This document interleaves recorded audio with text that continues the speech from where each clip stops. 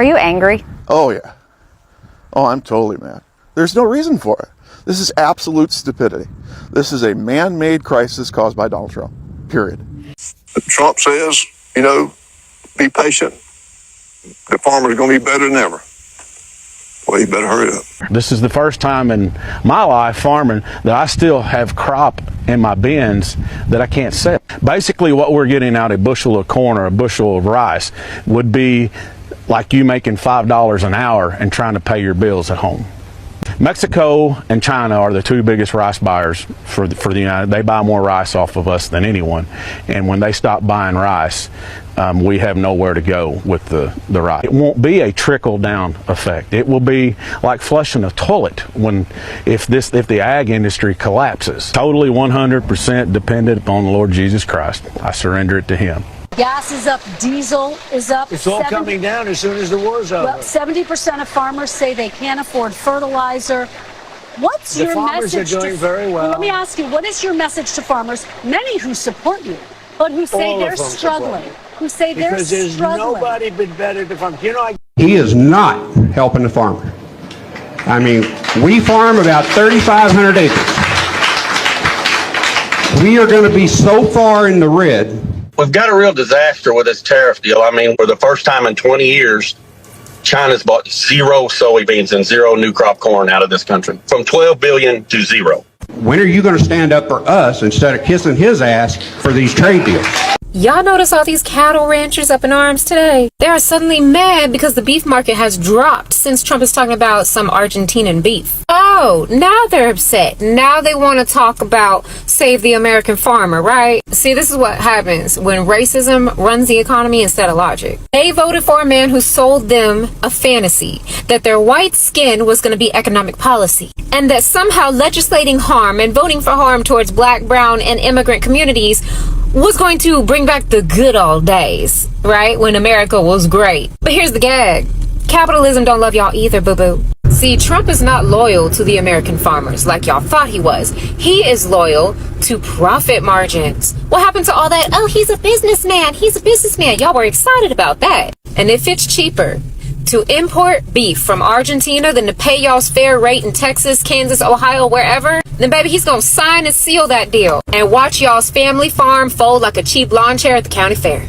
See, they thought voting for Trump meant putting others back in their place. All they did was put themselves in a chokehold of their own making. Because hey, when you vote for oppression, baby, you don't get to choose who gets crushed first. That ain't how that works. See, that's what I mean when I say racism is expensive. It costs the worker, it costs the farmer, it costs the nation. See, they didn't realize they were sacrificing their own economy to feed their hatred. And now they on here crying about losing markets, losing subsidies, losing land. And I can't even muster up a tear. Where was all this worry when it was our communities losing everything? So to all the Make America Great Again farmers, baby, welcome to the America you built. The America you voted for. America where greed don't know color and baby loyalty don't pay. Cause Trump ain't y'all savior, baby. He's your landlord. Ooh. Hello folks, welcome to this. MAGA farmers has voted over their own entrance because of racism and hatred for others. They wanted other people to suffer, but they never thought it will come to affect them, you know. But policies don't care who you voted for. When policies are implemented, they affect everyone. So let's have a look. Please let me know what you think on the comment section, and let's hit 1,000 subscribers. U.S. farmers are starting to regret their vote for Trump. From beekeepers to soybean to hay producers, all of them are starting to say, I never thought that voting for Trump 3 times would result in me losing tens of thousands of dollars. A beekeeper out of North Carolina says, yeah, I proudly voted for Trump all 3 times. I flew flags for him and put signs for him in the yard. But now I'm out tens of thousands of dollars due to lost federal funding and tariffs, so I cannot export my products, my honey and my wax, to other countries like I could before, and nobody's buying it in the United States. Hay producers in Idaho and Utah that export alfalfa hay to China are now seeing 135% tariffs put on their product, and all of a sudden, they don't have anywhere to ship it.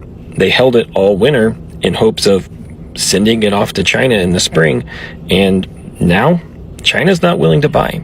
Soybean producers are once again being hit harder than they were in the first Trump administration, and China, for its part, has diversified where it pulls these products from, with Brazil becoming the #1 soybean exporter and other countries picking up the slack for honey, for beeswax, and for hay around the world. Now, China's doing a great job diversifying, and the United States has relied on exports to China for so long that its farmers are going to just continue to suffer. Once again, the majority of them voted for Trump, and now they're finding out. Jim is a Republican who voted for Donald Trump 3 times. How do you feel about your vote for Donald Trump now? Well, I feel like perhaps I should have considered some other options. Among other things, Jim imports packaging supplies for his honey, so he's paying real close attention to the tariffs Trump just put in place. We just bought our year's supply of bottles from Taiwan and our year's supply of corks from Portugal about 3 weeks ago. So that would have been, another $5,000 or $6,000 out of my pocket. Which is partly why he's repairing instead of replacing this 40-year-old forklift. The cost of equipment has just gone through the roof to buy anything like that because it just would be cost prohibitive. He's also holding off on improvements around the farm. Well, we're not going to hire any more people, that's for sure. It's more than just the tariffs. For the past 2 years, Jim has been selling honey to the federal government, which then provides it to schools and food banks. But after Donald Trump took office, the USDA cut those programs suddenly as part of the federal government's effort to streamline spending. For a lot of other local farmers around here, it was a major source of reliable revenue. For me, it's going to cost me around $150,000 a year. $150,000? Yeah, roughly 50% of my revenue. That's a huge hit. That's a massive hit. It's about $250,000 to $300,000 worth of revenue.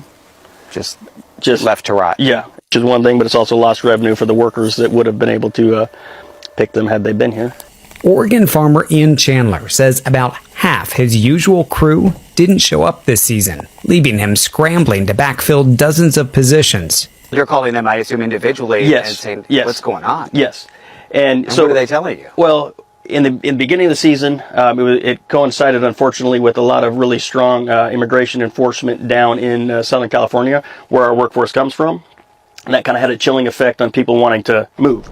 While Ian says his workers are hired with what seemed to be a valid ID and work papers, fear of ICE raids kept many of them from traveling north this year. All right, where are all my Americans who've been saying immigrants are stealing our jobs? Well, guess what? Now's your big moment. The jobs are open, folks, wide open. We need people in the fields to pick fruit, harvest vegetables, and keep our food supply moving. This is no joke. Farmers across the country are looking for hardworking people to step up. Long hours, the hot sun beating down on you, and good old-fashioned hard work. You said you wanted these jobs, right? Well, here they are. No one's in your way now. The tariffs pass down to the consumer. So if you have to go buy a new sprayer, like the one behind you, Anything that comes from China that's on that sprayer, there's a tariff, and they're just going to pass it directly to us. Daniels and Carmack have had to take on second and third jobs, not just selling T-shirts, but driving trucks and repairing boats when they are not in their fields. 4 blood pressure pills a day, 3 different medicines. 2 years ago, none. what do you think about when you go to bed at night? What's going to be left in a year, 2 years? Am I the one that broke what started in the late 1800s? What, you want me to have sympathy for farmers? You want me to feel bad? You want me to say, hey, that's anti-American. You can't want them to fail. I don't care. I want them to get exactly what they voted for. So if they fail, let it happen already. Because you know what I'm tired of? Let me tell you what I'm really sick and tired of.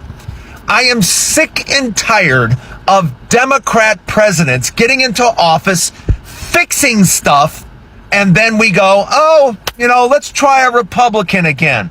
And Republicans burn it all to the ground. Maybe you're not old enough to remember, but the Clinton years were spectacular. They were so amazing. Anybody alive will tell you, oh my God, the Clinton years were unbelievably good. But you know what the country did? Yeah, they put a Republican. They didn't put his vice president in office. They put in some complete moron. And that's what Republicans do time and time again. They put in complete idiots that wreck everything. And we know this because we see it again and again and again. So now we sit here. We told everybody. By the way, this guy Trump was horrible for farmers last time. Don't do it. What did they do? They went and voted for him. So now you want me to have sympathy? No, absolutely none. Zero. You're going to lose your farms? Okay, that's what you voted for. This at some point needs to stop. At some point, it needs to just burn to the ground again. And maybe this time you'll learn a lesson, because it's going to all go to the ground. Donald Trump has no clue what he's doing. He has people in positions, they have no idea what's going on. That's a fact. So what do you think's going to happen? Everything's going to go to hell. And guess what? We're going to bring in a Democrat to fix everything. And I promise you, in a few years, we're going to put a Republican right back in behind them, and they're going to burn it all to the ground again. Because we've been doing this since Nixon. Yes, we've been doing it for 50 years.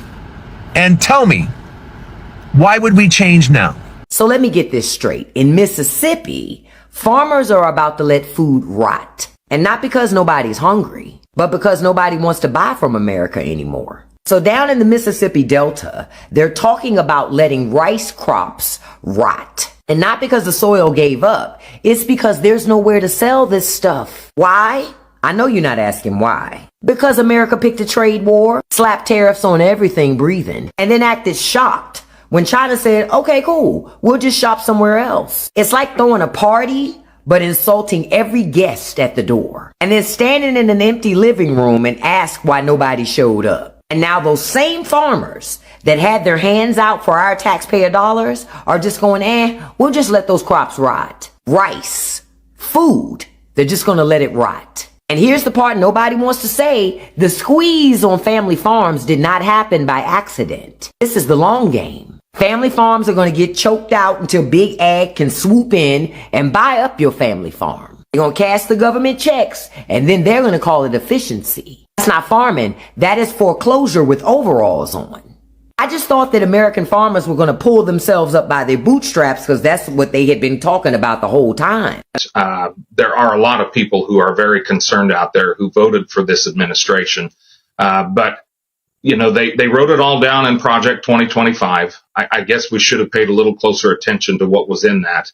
I read the agriculture section. I know it better than I probably should. But it was there. It was all in writing. We probably should have paid closer attention to it. I'll just say this. I think it's time for this administration to recognize who put them into office, and also to understand that these people are hurting, and this only adds to the hurt that they're already dealing with. Who did you vote for president? Mr. Trump. Right? Trump. Mr. Trump. If the election were today, Frank, would you vote for Donald Trump? No way. Couldn't happen. No. You voted for President Trump. So now, in this moment, you say you're in a free fall. What is your message to him? So I'm off the Trump train. Where I'm going for now is I got to protect my business. Highland, a wheat farmer who says he's lost $400,000 since Trump took office. I think there was a lot of people who voted for him that want to stay loyal to him, but it's going to get to the point where financially, if it's between supporting the president or losing your family farm. You voted for the president? Yes, I did. And do you support these policies which might be hurting farmers like you? Right now, we're the ones that are taking the hit. And he's sort of backstabbing the main people who got into office in the Midwest, and he just left us down. Hey everybody, Governor Walz here. I'm out at Mary and Danny Lundell's farm. They've been on this land for 159 years. 6 generations are buried right over the hill. We're out here today to talk about the just insanity of these tariffs. Trade deal that we negotiated with our friends in Canada and Mexico that Donald Trump himself signed and is now putting on this chaos into here. The impact across Minnesota and farms just like the Lundells here be dramatic and for nothing. So what I would just say is that we need to be good friends with our neighbors. Our farmers out here in Minnesota feed, fuel, and clothe the world. We innovate. We created the green revolution. We don't need Donald Trump and his nonsense interfering with our ability to make sure that these communities stay strong. So take these tariffs off, Donald Trump, and know that the folks out here are not standing with you on it. I don't care if you lose your farm. I don't give a shit. This is what you voted for. This is exactly what you voted for. He campaigned on tariffs. He said he was going to do this. I'm supposed to feel bad now? I'm dealing with my own shit, my own consequences to your vote. So yeah, I don't give a fuck about your farm. So the problem with MAGA, they want their own decisions based on emotions, capture identity, or even revenge, but they forgot that policies have real consequences. You know, policies that are designed to hurt the people, they will eventually reach you. They supported mass deportation without thinking about their livelihood. They never thought who is going to plant, harvest, or even maintain the crops, you know. And the truth is that agriculture in America has always depended on immigrant neighbor, but they never thought about that. You know, because they weren't motivated by the desire to hurt other people, which is not good at all. They were told that tariffs will punish China, but they only ended up getting impacted the most. So thank you so much for tuning in. Let me see your comments. Drop your comments in the comment section and let's reach 1,000 subscribers. Bye.